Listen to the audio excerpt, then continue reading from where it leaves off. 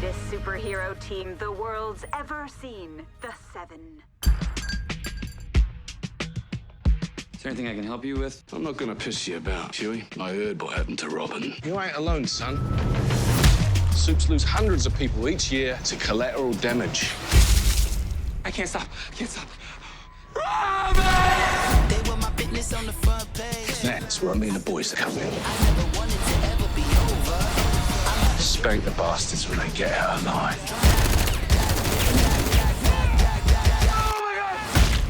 Can you control her, please? You need to unclench your asshole. Why are you two carrying on like a bunch of fucking twins? Who the fuck is this? We got a fucking job to do.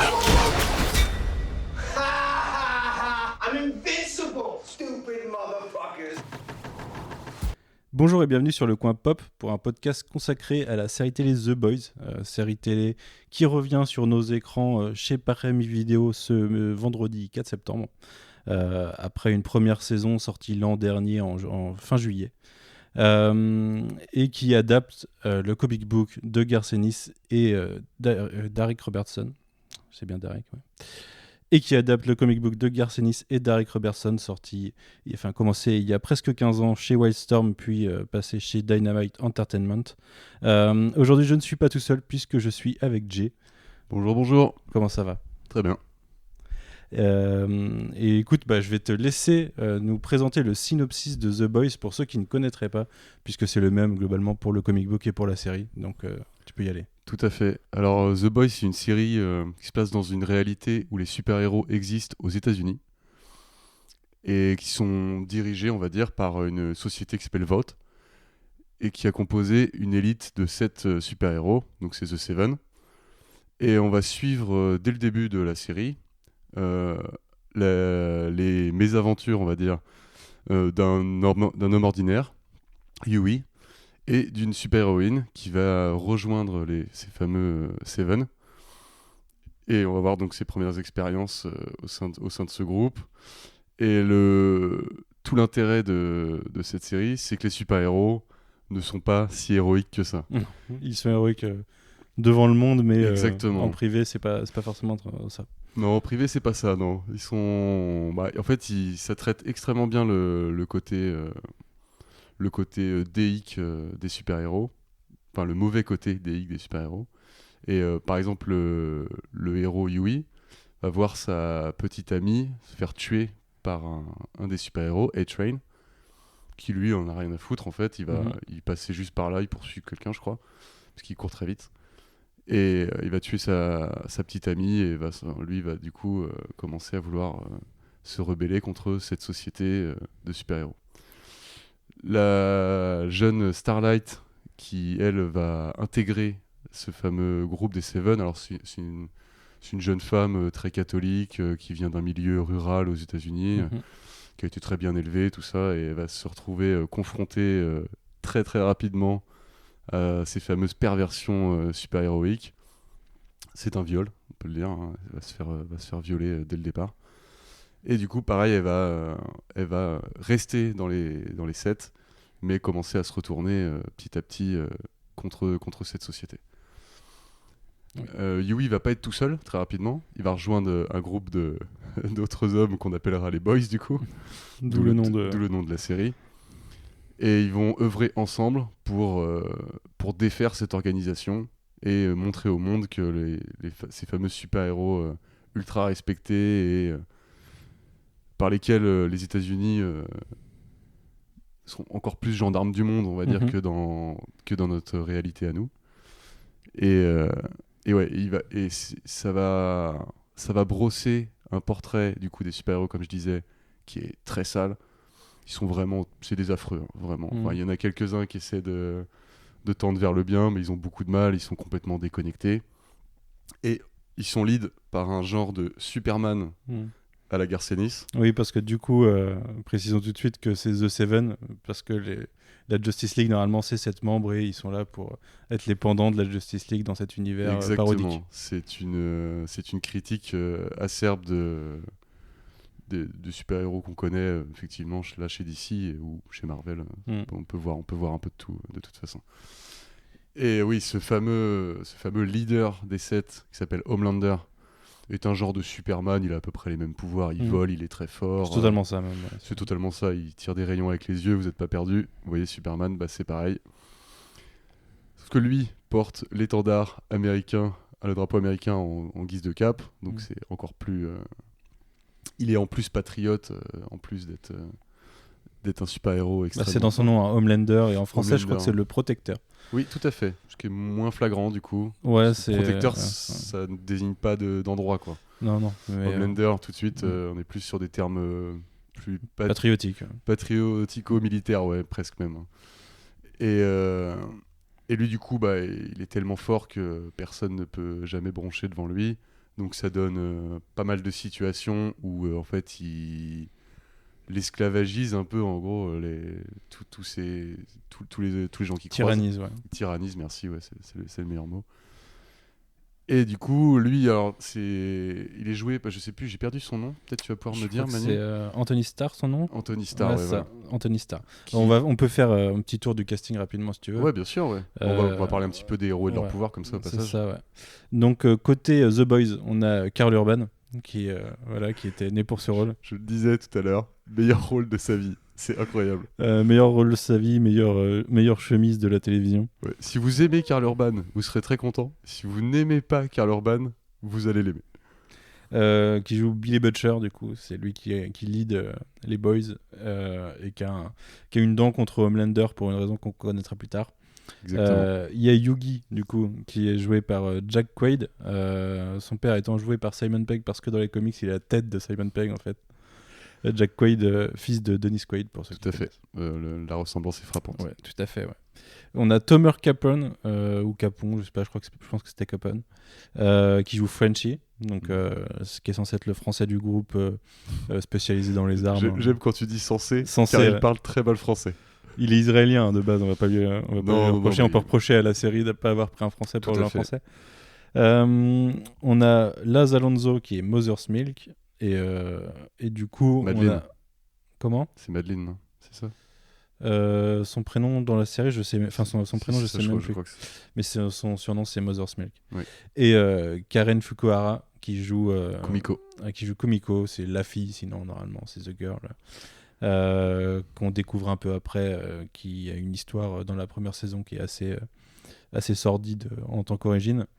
Donc Karen Fukuhara, qui pour ceux qui connaissent, qu'on vit Suicide Squad, c'était Katana par exemple. Elle Tout à fait pas fait. mal de doublage aussi.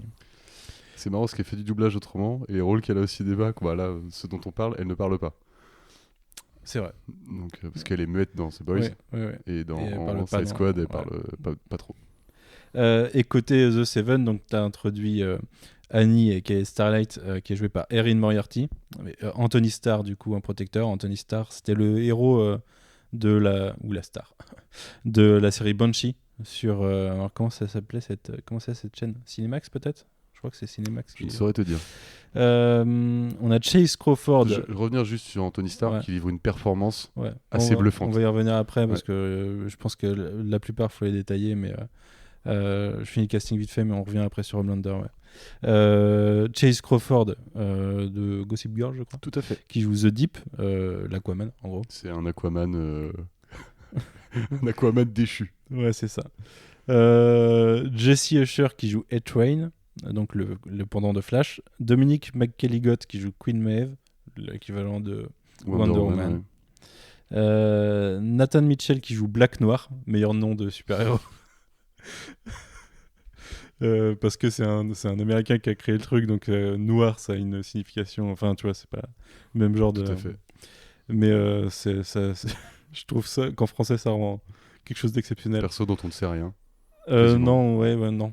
Moi j'en sais un peu plus ayant lu une partie des comics, on y reviendra après. Mais je sais pas s'ils vont adapter la même chose en fait dans Ok. la Parce série. qu'il est entièrement masqué, Ouais. il a une espèce Et il ne d'armure parle de jamais, de c'est ninja, pareil. il parle pas. Et ouais. pour l'instant dans la saison 1 en tout cas, il est pas hyper développé. Je pense qu'ils le développeront un peu plus soit dans la 2 soit dans la 3. Mais c'est un personnage qui a des origines assez particulières. Ok. J'ai Euh, hâte. donc voilà, on a globalement fait le tour de Seven, puisqu'il y en a un qu'on ne voit pas. Et je sais même plus s'il y a un acteur un acteur spécial qui le joue, Translucent. qui est translucent, qui est un personnage invisible. Personnage important en saison 1 aussi, on a Elizabeth Shue qui joue Madeleine Steel, non, comment elle s'appelle, Madeleine. C'est pas elle, Mother's Milk, du coup? Non, Ah, je non, confonds, ça, j'ai confondu tout à l'heure. C'est pour non, ça que Mother's je disais Milk, c'est un des boys. oui, Mais oui. du coup, qui est en gros la liaison des Seven avec Vought Corporation dans la saison. Ouais, elle est un genre de PDG ou quelque chose comme ça. Enfin, pas tout à fait. Non, mais... c'est elle qui gère la partie Oui. super-héroïque, puisque Ok. l'entreprise a d'autres choses à faire, mais c'est elle qui gère cette section-là. Donc, vas-y, je te laisse revenir du coup sur Homelander, puisque je t'ai coupé pour faire Ouais, passer tout à la fait. question. Bah, c'est un personnage qui est complètement central, hein, dans la série, Mhm. puisqu'il prend beaucoup de place Ouais. par ses exactions, par son attitude, ses rapports avec les autres. Mhm. Parce qu'il, comme on disait, il domine absolument tout son environnement. Il se prend pour un dieu, quoi, clairement.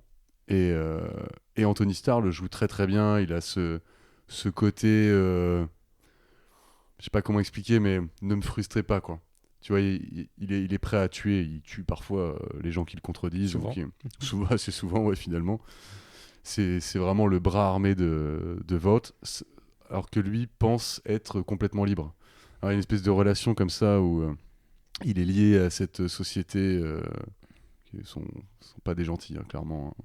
Mais ils sont là pour faire du bif. Ils sont là, c'est une C'est une société, entreprise. c'est une entreprise capitaliste, tout à fait, et qui a trouvé clairement le bon filon, hein. Et lui est le bras armé et en même temps un peu en roue libre.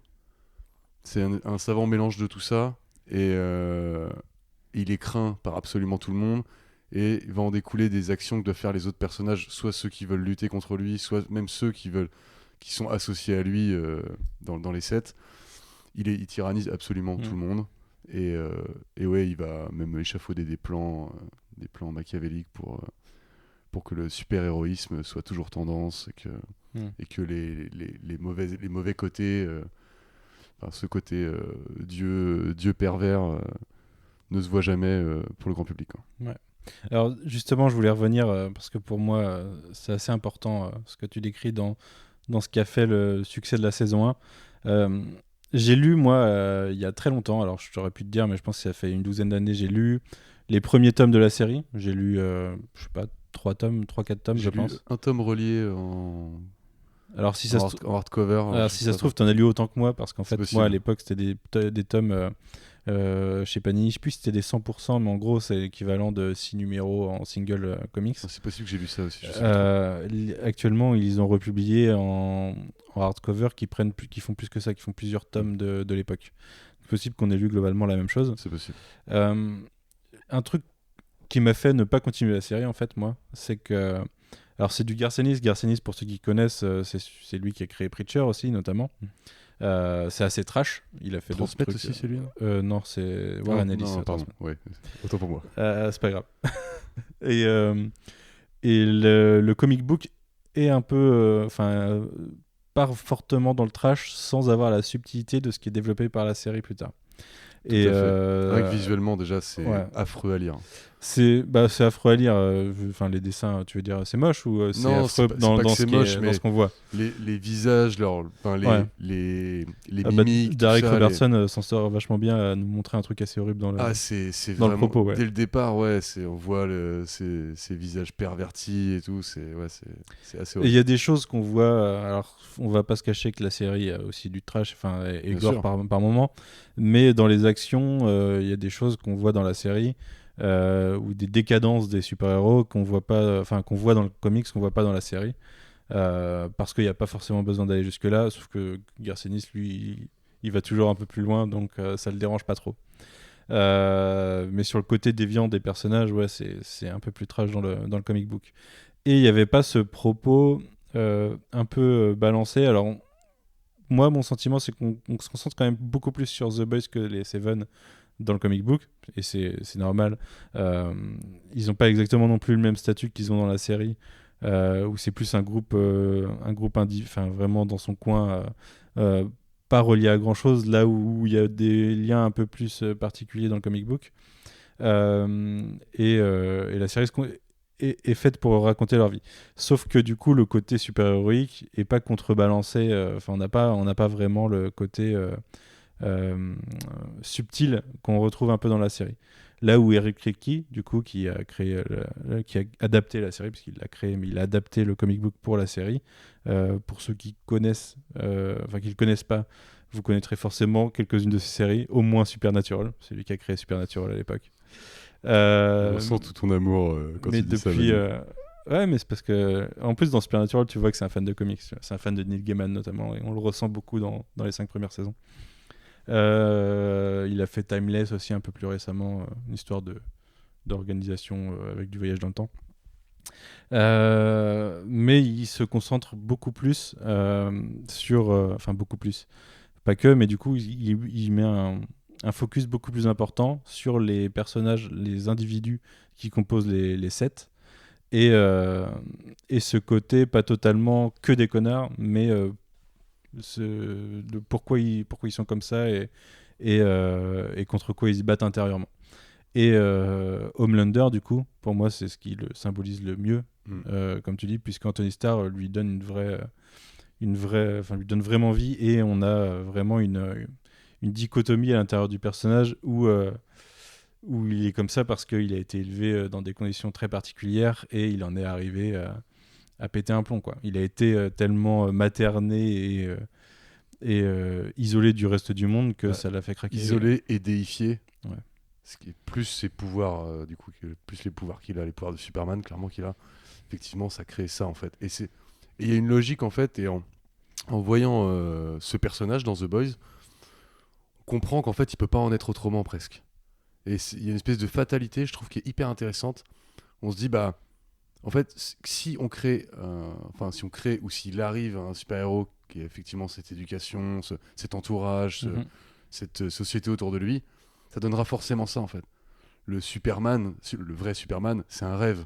Mais la réalité est plus proche de ça, à mon avis, en termes... Parce que ça reste un humain. C'est pas, pour le coup, c'est pas un kryptonien. Là où Superman, d'ailleurs, on a joué là-dessus, Mark Millar a joué là-dessus avec Red Son, par exemple. L'importance du contexte dans lequel Superman a été élevé sur sa personnalité, c'est un contexte utopique quasiment. C'est même pas quasiment, c'est de la bien-pensance jusqu'au bout, et c'est ce qui fait que ça en a fait un personnage pur. Là où Millar a montré avec Red Son, et il y a eu beaucoup d'autres œuvres sur le même principe. On a aussi comment ils s'appellent, les Supreme Power, qui sont globalement, c'est globalement comme The Boys, mais c'est chez Marvel, qui sont une parodie, une version un peu dark de ce que serait la Justice League avec des origines un peu différentes. On a Brightburn alors je sais plus de qui c'est, mais ça a été développé par James Gunn, je crois, en film, qui est sorti il y a 1 an, un truc comme ça, où c'est globalement Superman, si Superman tournait mal. Donc où là c'est pas exactement le contexte, mais c'est Superman qui pète un plomb à un moment. Je ne l'ai pas vu, enfant, mais je vois ce que c'est, le film. Et ça part en trash, quoi. Et du coup, oui, Homelander, c'est une autre itération de ce genre de personnage surpuissant qui se prend pour un dieu parce qu'il a été élevé comme ça, et que forcément, quand on peut rien te refuser, ton esprit finit par divaguer, on va dire. Oui.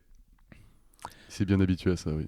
Et du coup, pour parler plus généralement de la saison 1, qu'est-ce que tu avais pensé de la saison 1 dans son ensemble? Parce que, oui, je ne l'ai pas dit au tout début de podcast, mais on a vu les 3 premiers de la saison 2, donc on va en parler un peu après, mais pour l'instant, on revient sur la saison 1. Très agréablement surpris, puisque c'est pas évident de faire un show aussi irrévérencieux que pouvait l'être le comics de Garth Ennis, du coup.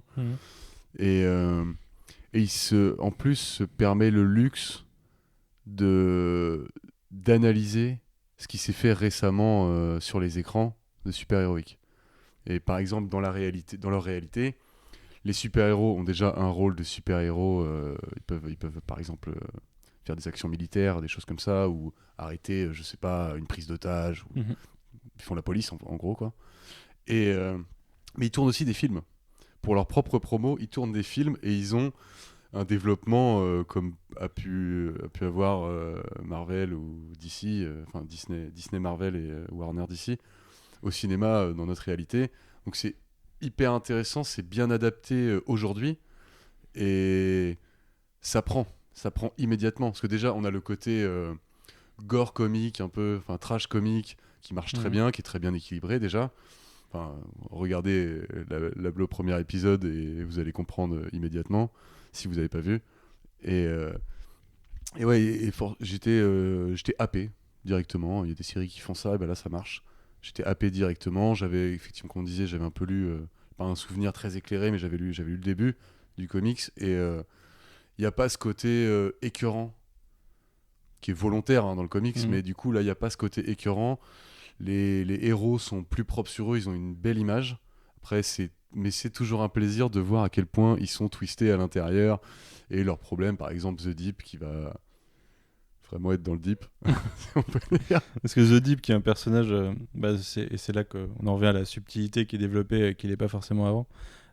C'est le personnage qui est le gros connard au début. Hein. Clairement, je dis pas qu'il l'est pas après. C'est pas lui que vient les événements qui arrivent à Starlight, mais derrière le fait qu'il tombe pour ça s'ensuit une descente aux enfers et ça a tendance à justement remontrer le personnage sous un jour différent et le fait que lui aussi sa vie n'a pas été facile et qu'il n'en est pas arrivé là n'importe comment et derrière c'est presque un comic relief. Tout à fait. de torture de personnage, quoi. Oui, parce qu'il est stupide, on va pas se mentir. Il est vraiment stupide, il a beaucoup de mal à comprendre ses méfaits et comprendre où est sa place dans le monde, du coup. Et oui, à chaque fois qu'il essaie de bien faire, c'est toujours un peu pire. Et oui, c'est clairement, on le voit... Le dauphin. Le dauphin, par exemple. On le voit chuter... Mais bon, il est peut-être promis à d'autres arcs et à d'autres plots intéressants. On verra ça pour la suite quand on aura la saison 2. Moi, il y a un truc qui m'a fait vraiment, vraiment accrocher à la série au début, c'est Karl Urban. Ah oui.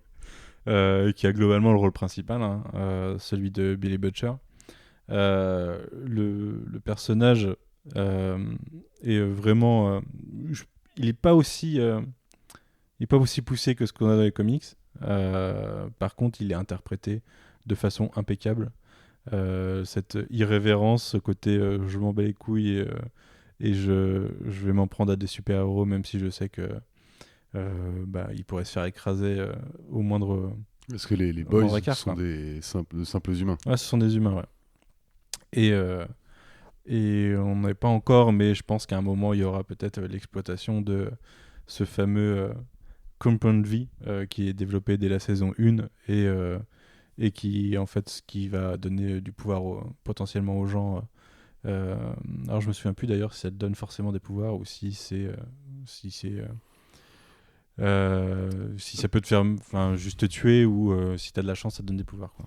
Je crois que c'est un peu ça, que c'est pas non plus certain pour tout type d'ADN. J'ai cru comprendre.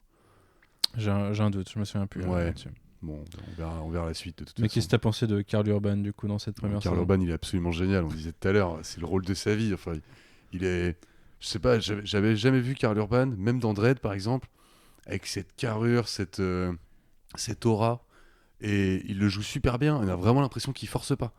Enfin, c'est même pas un rôle de composition, on dirait. Alors, sûrement que si. J'espère que le gars est un peu plus calme dans la vraie vie, quoi. Mais son accent, tout ça, tout va en fait, et il donne un personnage extrêmement bourru qui a du mal à écouter ses partenaires, mais qui a quand même une humanité assez intéressante. Et justement, il a ce côté devenir un monstre pour combattre les monstres, et alors que pour le monde entier, ce ne sont pas des monstres. Et le fait de le savoir et d'aller aussi loin pour lutter contre eux, déjà c'est très underground leur combat, parce que ils ont du mal à prouver au monde clairement que les super-héros sont de fabuleux connards qui manipulent, en plus d'être des cons, qui manipulent l'opinion publique à travers de la société Volt. Et ouais, son combat est légitimé par son attitude bien souvent. C'est absolument génial, il cartonne. Merci Karl pour ce relan de carrière incroyable. Ce que je trouve fort dans la partie le monde se rend pas compte de comment sont les super-héros, c'est qu'en fait il y a rien qui les empêche de se rendre compte. C'est un peu on dit un peu que c'est un voile qu'ils ont devant les yeux, et quand ça te touche personnellement tu t'en rends compte, mais en fait C'est voilà, C'est évident. Tu fermes les yeux à côté, mais il y a rien qui te. C'est pas comme s'il y avait des équipes qui étaient là pour effacer la mémoire des gens ou autre, tu vois. Pas du tout. Non, c'est juste que c'est accepter que le prix à payer, ça peut être quelques vies humaines pour être défendu par des super-héros, tout simplement. Enfin, même si tu sais pas ce qu'ils défendent, même si tu sais pas quelles sont leurs actions, mais si on te dit, il y a une personne qui est morte quand dans une mission de super-héros, en fait, voilà, C'est un dommage collatéral. c'est un dommage collatéral. Sauf qu'ils en ont réellement rien à foutre. Oui, que c'est des dommages collatéraux qui sont pas nécessaires la plupart du Pas temps. du tout. Pas du tout. C'est pas comme si voilà, c'est juste il y a un mec qui est là, je traverse le mec plutôt que de faire de Oui, contourner, il a quoi. clairement les capacités de l'esquiver. Ouais. Est-ce que tu veux rajouter des choses sur la saison 2 avant qu'on passe Sur la saison 1 plutôt. sur la saison 1, oui, avant qu'on passe justement à la saison 2. Ah, comme tu disais tout à l'heure, il y a des liens peut-être plus forts que dans le comics entre les boys et d'autres personnages. Et on va voir par exemple des personnages de l'autorité américaine, CIA, des choses comme ça et tout. Je trouve ça assez intéressant parce que c'est pas trop lourd, on part jamais dans le policier ou quelque chose comme ça. On revient assez vite à l'action et les épisodes sont, enfin la saison en entière et même les épisodes eux-mêmes sont assez bien dosés là-dessus. On va avoir déjà les boys et les sets et ils vont tous avoir des highlights, on va dire. Il y a de l'action, c'est une série où il y a de l'action quand même, donc c'est pas juste le propos des super-héros et on les voit jamais rien faire, tout ça. Ils sont quand même assez souvent en train d'utiliser leur pouvoir, donc c'est assez cool.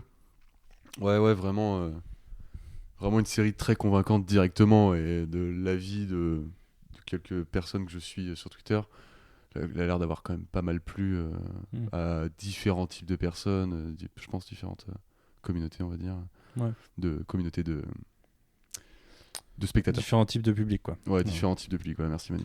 Ouais. Donc, Ce que je trouve assez marrant, c'est que dès la saison 1, je trouve ça ironique en fait que ce soit adapté par Prime, qui est du coup Amazon, parce que dès la saison 1, le grand méchant, c'est quand même Vought Corporation. Oui. Et que tu vois que c'est une entreprise qui contrôle son pays et contrôle, via des voilà, son pouvoir via l'argent en fait. Contrôle ce qu'elle veut en fait. Fait ce qu'elle veut parce qu'elle est intouchable parce qu'elle a du bif. Et ce qui est assez marrant, c'est que Amazon le fait assez régulièrement.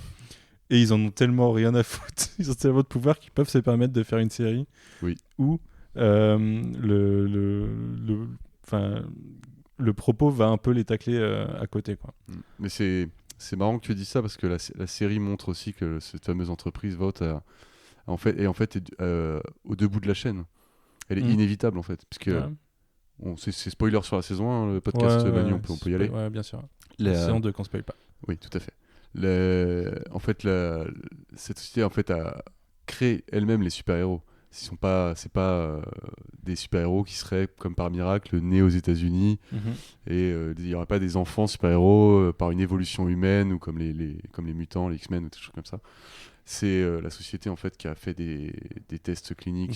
Ça vient même d'autre chose que la société avant, c'est que ça a été fondé par des ex-nazis en fait. Oui, voilà, des scientifiques nazis. Bon, dans la réalité, les scientifiques nazis, ils ont aussi eu du boulot. Ils ont aussi fait du boulot, ouais. Enfin, des petites bombes, des choses comme ça. Bien sûr. Et en fait, ils sont vraiment au debout de la chaîne. Ils ont créé les super-héros déjà, ils les ont organisés, et ensuite ils les vendent.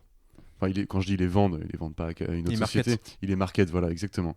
Ils en font des films, ils manipulent l'opinion publique à leur sujet, tout ça. Et du coup, Amazon a un peu cette ambition gargantuesque aussi de faire travailler des gens pour qu'ils s'achètent des produits Amazon. Enfin, si on simplifie le schéma de cette société, Amazon, je pense, dans un idéal, voudrait embaucher tout le monde et vendre à tout le monde. Ouais. C'est pareil, c'est une société qui est devenue complètement inévitable, puisqu'elle est à tous les bouts de la chaîne en fait. Elle produit pas vraiment de biens et de services, mais maintenant quand même pas mal. Maintenant oui, c'est vrai qu'ils ont certaines marques distributeurs aussi. Et ouais, donc le parallèle est vraiment très facile à faire. Et en plus, on peut même pas dire que c'est une volonté démoniaque, que ce soit de la part de Vought Industries ou de Vought Corporation ou de Amazon. C'est juste l'état de fait c'est une machine qui s'alimente elle-même, quoi. Tout à fait. Bonjour Alfro. Bonjour Alfro. Alfred nous rejoint. Ça va et toi? T'avais lu Alfred The Boys ou pas? Oui, le début, ouais. Ouais. On a tous lu le début. Est-ce que t'as vu apparemment. la série? Non. Qu'est-ce que t'avais pensé du comics? Marrant au début, parce que c'est bien iconoclaste tout ça. Mais après, en fait, très vite, tu te rends compte que c'est assez répétitif dans la narration et tout ça, que ça raconte un peu toujours les mêmes choses, ça attaque toujours les mêmes choses. Et du coup, ça m'avait un peu lassé, mais c'était marrant, l'exercice de style est marrant. Voilà. Eh ben c'est le même avis du coup, globalement. Tout à fait. C'est qu'il n'y avait pas les subtilités qu'on peut avoir dans la série. Regarde la série, Alfred. Ouais. C'est excellent. Est-ce qu'on conclut sur la saison 1 et on passe à la saison 2? Tout à fait, Manu. Ouais, ok. Et ben la saison 2, alors... Qu'est-ce que t'en as pensé, toi, de la saison 1? Moi, la saison 1, je te disais, hein, c'est que j'ai vraiment... En fait, quand elle a été annoncée, la saison 1, enfin l'adaptation, j'étais sceptique, ça m'intéresse pas forcément parce que... voilà, j'avais cet avis du comic book, cet a priori, dans le sens où c'était du trash un peu gratuit de temps en temps. Mais j'ai jeté un œil une fois que... En retard sur tout le monde, hein, je pense que j'ai regardé en septembre l'année dernière alors qu'elle est sortie en juillet. Quand tout le monde avait déjà dit que c'était mortel, quoi. J'ai jeté un œil et j'ai trouvé ça mortel moi aussi. Je suis vraiment tombé dedans et j'ai dû enchaîner ça dans quelques jours. Moi, ce que j'aime vraiment, voilà, c'est la subtilité des personnages par rapport au comic book.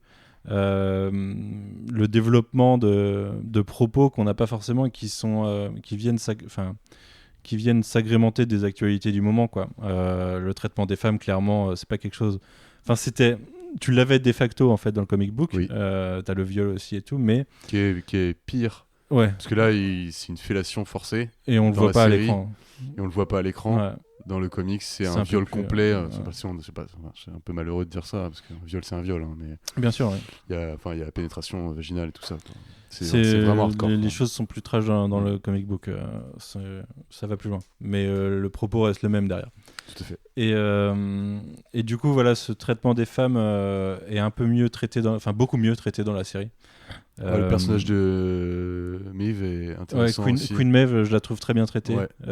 C'est un personnage qu'on voit pas encore assez. Enfin, tout à fait, je me disais ça. Elle est Black Noir, on la voit plus que Black Noir en l'occurrence, parce que pour l'instant il a pas encore. Ouais, elle a un début d'arc quand même. Mais c'est clairement un personnage pour l'instant sous-exploité. Alors on y reviendra tout à l'heure, peut-être un peu moins avec la saison 2. On la voit déjà dès la saison 1, elle a une... elle se voile pas complètement la face, elle sait des choses. En fait, elle décide de continuer, mais elle a plus foi du tout en cette organisation. La désillusion est passée par là, quoi. Oui. Et oui, c'est là qu'en fait on le voit avec l'arrivée de Starlight et du coup sa vision des choses qui en prend un coup. On se rend compte qu'en fait qu'une meuf elle a pas toujours été comme ça et que c'est en effet la force des choses et la force d'Homelander aussi qui fait qu'elle a pas trop eu le choix de finir comme ça. Mais ouais, moi c'est plus le traitement des Seven que le traitement des Boys que j'ai apprécié dans la série, puisque globalement on retrouve les persos dans The Boys. Alors Karl Urban à part qui est vraiment très bon, je trouve, mais Starlight, Homelander, Queen Maeve et The Deep, je trouve qu'ils sont pour moi c'est vraiment les meilleurs personnages de la série dans le traitement. Et alors du coup on avait spoiler alert puisqu'elle meurt, j'ai encore oublié son nom, mais Elizabeth Shue. Madeleine, mais j'ai... Madeleine Shaw ? Non, c'est autre chose. C'est Steel quelque chose, je sais plus. Ouais. Mais bref. Qui était un personnage intéressant aussi parce qu'elle devait un peu manipuler et du coup marcher sur le fil vis-à-vis de Homelander compte tenu de sa névrose en fait. Mais c'était un bon personnage, même si j'ai anticipé fortement. À un moment, j'ai dit à Elodie, je sais plus à quel épisode, elle va finir avec des trous dans la tête. C'est exactement ce qui s'est passé. Il l'a regardé droit dans les yeux. Il l'a regardé un peu trop chaudement. Mais bref, j'avais vraiment beaucoup aimé la saison. Alors, pour faire un récap pour les gens sur ce qui s'est passé.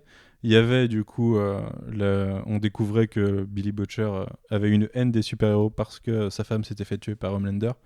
La saison se finissait sur un cliff où en fait on découvrait qu'elle s'était pas fait tuer, mais C'est vie cachée. qui est vie cachée avec l'enfant de Homelander. Tout à fait. Et en fait les deux le découvrent d'un coup puisque Homelander aussi ne le savait Oui. pas. Il y a ce côté manipulé de Homelander dans la saison 1 qui est assez intéressant aussi, je trouve. Qui est très très bien. Après, il en vient lui-même à manipuler. Quand il découvre un peu le poteau rose, il devient le manipulateur principal à la place de Elisabeth Shaw, justement. Chou, pardon. Andy, Comment ? dis-moi oui. Mon Dieu. Et qu'est-ce que je voulais dire du coup ? Oui, un des autres axes un des autres cliffhangers quasiment de la série, c'est que une partie des boys s'était fait kidnapper à un moment et que Starlight était venu en aide et s'était fait griller par A-Train, mais que celui-là avait une crise cardiaque, donc pour l'instant elle s'en sortait bien. Mais c'était le statu quo de fin de saison, donc on avait Billy Butcher d'un Tendu. côté qui se trouvait face à son ex-femme et à Homelander et au fils de Homelander, et les autres boys de l'autre côté qui étaient un peu en cavale parce que un des principes de la saison 1 c'est qu'ils étaient pas vraiment connus des gens et que du coup ils étaient dans leur coin à essayer de bosser contre les super-héros, ce qu'on n'aura pas dans la saison 2 puisqu'ils se font griller du coup en fin de saison, Ouais. et leur statut se fait un peu renverser. Il y a un truc très intéressant, je voudrais revenir un petit peu dessus, quand on parlait tout à l'heure du parallèle, de la critique sociétale. Ouais. Pour justifier la continuité de cette organisation super-héroïque, ils vont jusqu'à créer des méchants. Oui. Ah oui, c'est vrai que je voulais en parler aussi. en Et tant que- c'est quelque chose, quand on suit un peu la politique américaine, qui est... avec un petit peu d'éducation ou d'information, c'est flagrant. Mhm. J'espère que chez vous, Regardez le Moyen-Orient. que vous ne croyez pas que le Moyen-Orient, c'est des vilains barbus. Hein. Et- Ils ont juste pas de ou chance, qui- ils ont du pétrole. Ou qui a sous formé les les pieds. talibans. Oui, voilà, par exemple. Enfin bref, on pourra refaire tout un podcast de 6 heures sur La géopolitique. la géopolitique. Et oui, là, du coup, ils vont jusqu'à donner du compound vie à des pays, par exemple, du Moyen-Orient, ça pourrait être d'autres, hein, pour créer en fait des super vilains. Pour créer le besoin d'être intégré à l'armée américaine, du coup. Exactement. Et du coup, ils militarisent l'organisation qui est au départ un truc. Parce qu'ils se plaignent eux-mêmes, les super-héros, je crois, à un moment, de pas faire vraiment d'action, enfin d'être juste une image et de faire des films et voilà, de bien passer dans la presse. Et ça vire au militaire, effectivement, par la création d'une menace, en fait, une création de toute pièce. Et je trouve que c'est une critique. Pareil, dans la série, je ne pas souvenir dans le comics qu'il y ait... Chose comme ça. Après, j'ai pas lu assez loin, donc je ne saurais Non, mais pas dire. il y a des super vilains dans le comics, mais j'ai plus en tête de comment ils sont créés. En tout cas, c'est assez fin et c'est pas non plus, on tombe pas non plus dans le super héros contre super vilain. Enfin, même avec les frontières floutées. Et là, c'est vraiment, on est du côté des super héros qui sont aussi les super vilains, vraiment à 100%. Donc très intéressant aussi. Jusqu'à la fin de la saison.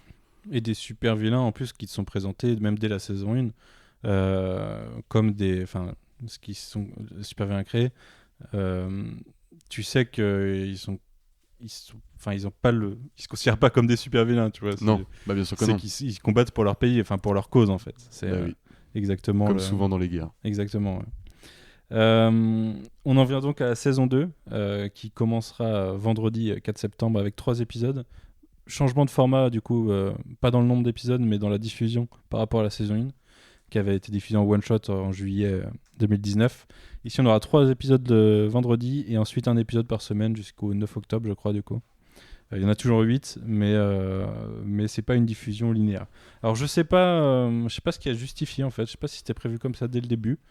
Je me dis que peut-être le Covid a fait qu'ils avaient moins de séries à produire et que du coup ils ont dilué leur contenu sur un peu plus de temps. Mais sinon on sait que Disney a fait ça sur Disney Plus avec The Mandalorian ou qu'il y a pas mal de services de streaming qui font ce genre de choses. L'agenda a pu être perturbé par ça, effectivement, oui, concernant l'offre, quoi. Toujours est-il que voilà, ça commence avec 3 épisodes, ceux qu'on a pu voir. On va pas spoiler, mais on va parler de notre avis général. Qu'est-ce que tu en as pensé, toi, déjà ? Alors, moi, la première chose que je dirais, c'est qu'au final, quand tu arrives à la fin de l'épisode 3, tu comprends pourquoi tu en as vu 3. Oui, c'est vrai. C'est que c'est un arc d'intro de saison, clairement, qui est bouclé en 3 épisodes. Absolument. Et It's Good to Be Back. It's good to be back. C'est vraiment toujours aussi bien en fait. Le rythme est pas du tout perdu. On va avoir, comme je disais tout à l'heure, les malversations des super-héros, les tentatives des boys, tout ça très bien rythmé, de l'action, pareil, des discours, enfin des dialogues qui sont vraiment percutants. Va y avoir des nouveaux personnages, des choses comme ça. Alors pour en citer quelques-uns, j'ai un doute s'il était apparu dans la saison 2, la saison 1. Il me semblait de mémoire, mais je me Giancarlo fais peut-être, Esposito. On a Giancarlo Esposito, oui, qui joue un grand dirigeant de Toujours un plaisir de le voir. Vote Corporation. On a Aya Cash qui joue Stormfront, donc qui était un personnage masculin dans les comics et qui a été adapté en tant que personnage féminin. Il y a une raison, enfin il y a deux raisons en fait. Il y a déjà il y a toute une promo, on verra, qui est faite dans la série à un moment au fait qu'il y a 3 filles. Du coup, il y a le discours qu'est-ce que les filles peuvent faire mieux que les hommes quand elles arrivent avec la tournée promo. Mais il y a aussi le fait que, d'un point de vue histoire, il voulait que ça soit une femme qui soit globalement le personnage presque antagoniste au sein de l'équipe de Homelander, puisqu'elle a des pouvoirs qui sont assez forts et qui se rapprochent de ceux de Homelander. Et compte tenu de ce qui a été développé avec le personnage, il considérait que c'était plus intéressant d'avoir une femme en face qu'un homme. Et ça l'est, ouais. C'est bien joué de leur part, franchement c'est très bien. Et ouais, et non vraiment ouais, on repart vraiment à fond sur cette saison pardon.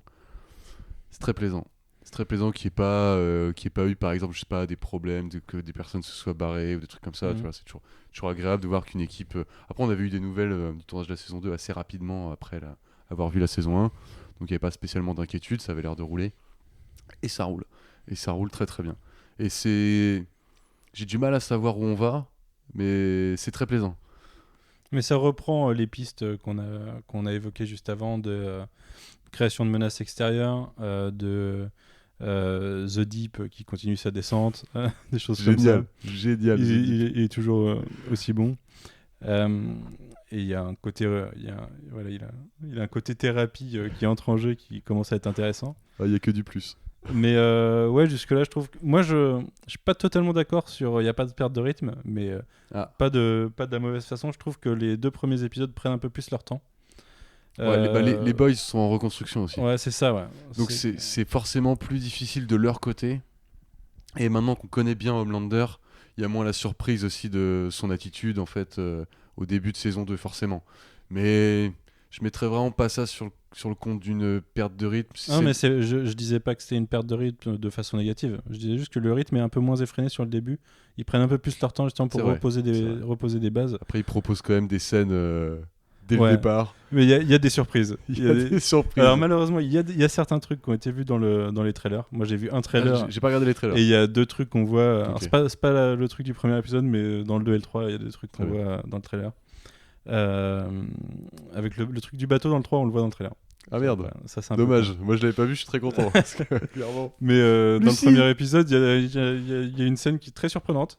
Et je pense que ça surprendra. Enfin, il n'y a pas que nous que ça surprendra. Mais ouais, d'une façon générale, je trouve que c'est un très bon début de saison qui continue de développer ce qu'il avait commencé à développer et le fait plutôt bien. Je pense que le personnage qui s'en sort le mieux en progression, enfin il y en a 2 pour moi. Il y a The Deep du coup parce que je trouve qu'il continue à être bien exploité et en plus il y a un twist.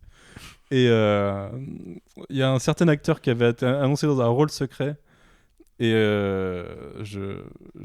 j'étais très satisfait de ce rôle. Oui. Et le traitement de Queen Maeve justement, il y a alors pas de façon hyper étendue parce qu'on la voit encore pas des masses. C'est un petit peu sorti du chapeau quand même. Mais c'était quelque chose qui était introduit en saison 1 oui. Et qui du coup sur lequel j'avais peur qu'on passe en fait. Mais il y a rien qui repose dessus. C'est un espèce d'entracte. Oui, ouais, mais c'est là pour la suite, je pense. Ouais, bien sûr. Ouais, ça rebondira forcément. Enfin, j'espère. Mais ouais, d'une façon générale, j'ai trouvé ça cool. J'ai vraiment hâte de voir la suite. Alors ça crée cette frustration de pas avoir les épisodes d'un coup, du coup. Et oui. En même temps, je pense que ça s'apprécie plus à les diluer un peu. Alors peut-être en faisant des blocs de 3 quoi, quand tu les regardes. Mais moi, je suis assez content de ça. Il y a aussi la fille, du coup, Kimiko. Ouais. Qui a un arc qui est un peu plus développé. Tout à fait. Tant mieux parce que tous les boys sont pas développés dans la saison 1 et que ça mérite de creuser un petit peu. Moi je trouve toujours que Mother's Milk et Frenchie ils mériteraient d'avoir un peu plus de développement. Alors Frenchie peut-être pas parce que ils ont de bons dialogues, mais effectivement ils suivent un groupe quoi. Ouais c'est ça. Ils sont juste une partie d'un groupe et ils ont du mal effectivement à vivre seuls en tant que personnage. Même s'ils sont obligés de le faire pendant un moment. Parce que le début de saison, forcément, il y a toujours le statu quo de ils savent pas où est Billy Butcher par rapport à la fin de saison 1.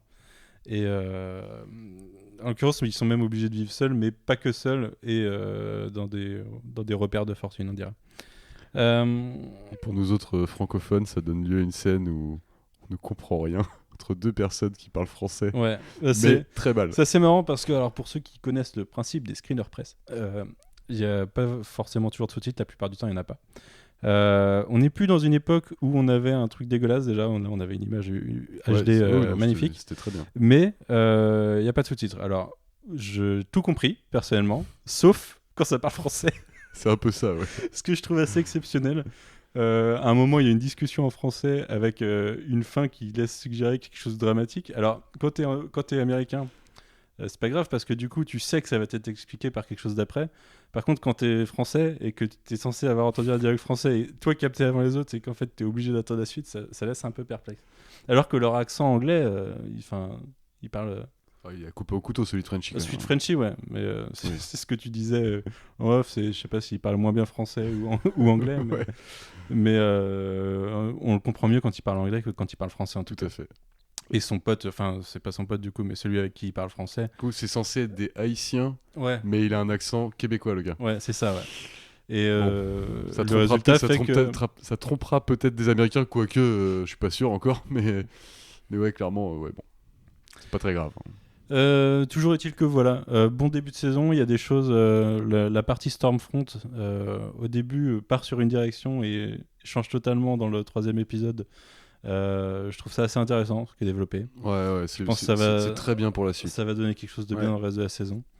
Et moi pour l'instant je conseille, pour ceux qui ont apprécié la première, je le conseille fortement. Je pense pas qu'il y ait beaucoup de gens qui comptaient s'arrêter. Il faut vraiment avoir. C'est quand même une série de très bonne qualité, je pense. Très honnêtement. Et on sait déjà qu'elle est renouvelée de toute façon pour une saison 3. Oui. Parce qu'ils ont annoncé des acteurs, au moins un acteur pour la saison 3. Parce qu'il y aura Jensen Ackles du coup de Supernatural. Tout à fait. Qui rejoint le casting. J'ai vu cette news aussi. Ouais. Au début, je l'avais pas reconnu. J'ai assez hâte. Ouais, tu m'étonnes. Je sais pas si vous. Alfro, je sais que tu avais regardé Supernatural, mais. Moi, j'ai jamais regardé. Je vois les têtes des deux frères, mais j'ai jamais regardé. Moi, je trouve vraiment les 5 premières saisons sont vraiment très bien. Et après, il y a des répétitions tout le temps. C'est sur Prime aussi, c'est marrant.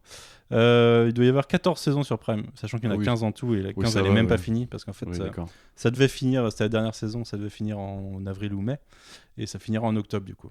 Très bien. Donc sur Prime dans un an, parce qu'ils viennent de sortir la 14 je crois. Okay. J'ai dû recevoir un mail cette semaine de saison 14 arrivée sur Prime. Mais je vais pas tout me refaire, je suis en train de me refaire The aussi pour l'instant, donc sur Prime aussi. Voilà, et écoute, merci déjà. Et puis, c'est moi qui te remercie d'avoir partagé ces 3 premiers épisodes avec moi, c'était un plaisir. Ouais, tout à fait, et j'espère qu'on pourra en reparler post-saison 2 ou au début de saison 3 dans les mêmes conditions. Écoutez, merci de nous avoir écoutés. Nous, on va manger et aller voir Tenet. Et oui, ça ne s'arrête jamais. Donc quand vous nous entendrez, on l'aura vu, parce que je vais pas monter ça maintenant. Mais voilà, j'ai assez hâte aussi. On en reparlera, on reparlera de Monsieur Nolan dans de plus grandes longueurs dans le futur. Oh oui. Et en attendant, vous pouvez écouter Tales from the Sewer qui a sorti son 2e numéro la semaine dernière. Il y a un cadran pop qui sort mercredi, donc si vous nous écoutez jour de sortie de ce podcast dans 2 jours, parce que j'espère le sortir demain, voilà, c'est chronologiquement c'est gros effort Manu. Et puis après on se prend une semaine de vacances, donc on se retrouvera un peu plus tard. À bientôt, salut.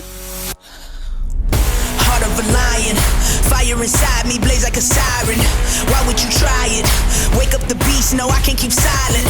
I put my time in, now it's my time, your time is expiring. Blood, sweat and tears, I conquered my fears, I'm ready to fly now. I am the pilot, I am so polished.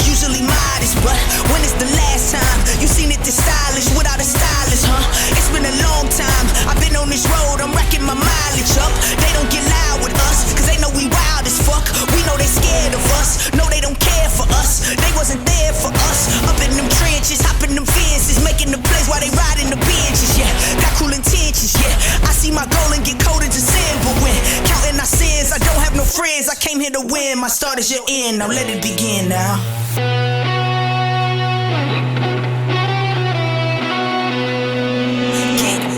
Get loud for me. Get loud for me. Get loud for me. Hands in the crowd, we tearing it down. Get loud for me. Get loud for me. Get loud for me. Hands in the crowd, we tearing it down. Get loud for me. Heart of a lion. Fire inside me blaze like a siren. Why would you try it?